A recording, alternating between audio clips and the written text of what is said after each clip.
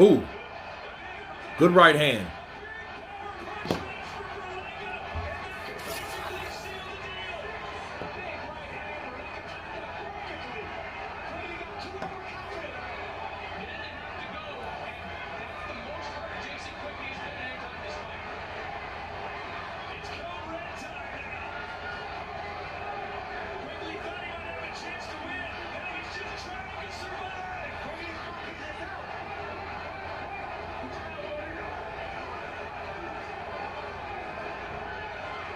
Ooh, good right hand. Chopping right hand. Another right hand.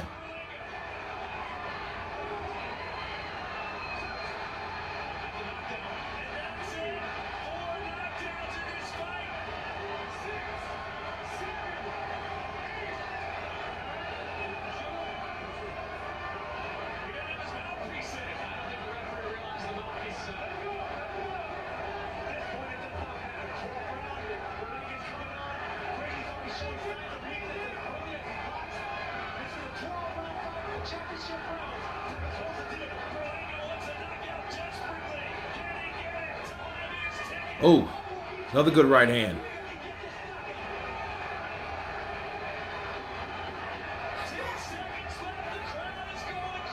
Oh, good. Oh, good right from Quigley.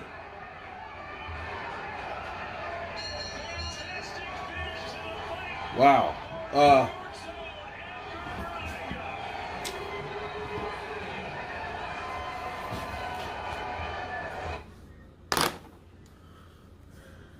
Just watched just watched the fight between Berlanga and Quigley. And I gotta say I'm impressed. I'm impressed with the resistance. I'm impressed with the improvement of Quigley. I'm impressed that it went 12 rounds. Because this was a fight for Berlanga. This was his introduction to the zone. Okay, this was that contract that he signed for a plethora of money that he's expecting from Eddie Hearn's Matchroom in the Zone. And this fight was expected to go maybe a round or two, maybe 3 tops. And it went 12 rounds. And I wish I would have saw it live. Had a function, so I couldn't make it tonight. But Berlanga, I just assumed he was going to take out Quigley. I assumed that this fight was going to be quick, short, nice, and neat. But it was gritty, long, very unpredictable, surprising, exciting, and the opposite of what I thought it was going to be. And I feel that Berlanga is a type of fighter that he will be beaten one day. And that will be one day soon. However, I think Berlanga, if matched right, can have the potential of being a very exciting fighter. The only thing is, he's going to get hit. He is one-dimensional. I don't know if he's learned anything from the Steve Rose fight. And that was the first time I seen him in there with a fighter that he claims that ran, or, a runner, and was able to go the distance with him, and he didn't understand why. Well, we know what he's about. He's a headhunter. He's a guy that doesn't really utilize what he could utilize based on repetition. And what I mean by that is when you constantly knock fighters out with your brute strength, because he is a very heavy-handed fighter, you get accustomed to it. It's almost like a really quick fighter. He makes mistakes because he's so much faster than his opponent. So they get away with a lot of things that normal, regular, gifted guys can't. For a knockout puncher or a power puncher like Berlanga, he gets away with a lot himself. Edgar Berlanga now is 21-0, and I think he's 17, 18 knockouts. maybe 18 or 19. And Jason Quigley, which is 20-3, showed that he can be a coachable fighter because he showed again a lot of changes. The boxing ability was well. The fight itself was very, very. It evolved. It went from rounds 1 to 3, where Berlanga had caught him, put him down in the third round. You thought, okay, the beginning of the end. But that wasn't the beginning of the end. Rounds 4, 5, and 6, you seen changes. You know, you still seen a controlled Quigley. Quigley, you know, was waiting. And a lot of people wondered what the hell is he waiting for?